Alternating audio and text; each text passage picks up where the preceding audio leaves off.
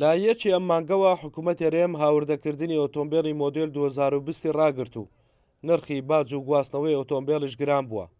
ئەمانە شۆکار بوونە بۆ بەرزبوونەوەی نرخی ئۆتۆمبیل لە پێشانگاکان.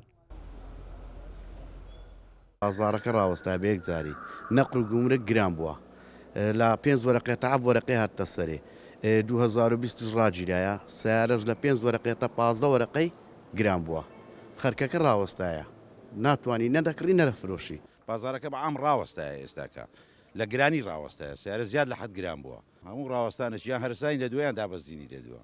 پێشبینی چی دەکەنەوە؟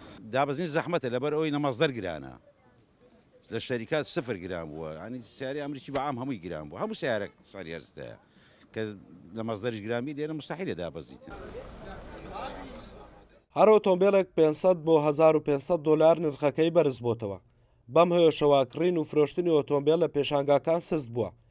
بەشێک لە خاوەن پێشانگاکانیش دەڵێن خەڵک ناوێرن ئۆتۆمبیلەکانیان بفرۆشن چونکە ئۆتۆمبیلیان بە نرخی ئەرزان پێناکڕێتەوە.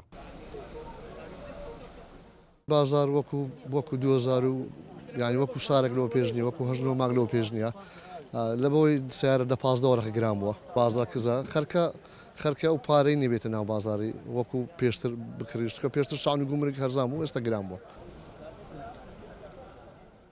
هەموو ساڵێک لە یەکی تشرینی دووەم بە گوێرەی ڕێنمایەکانی وەزارەتی ناوخۆ مۆدێلێک ئۆتۆمبیل لا دەبرێت و ڕێگە بە هێنانە ژوورەوەی جۆرێکی دیکە دەدرێت.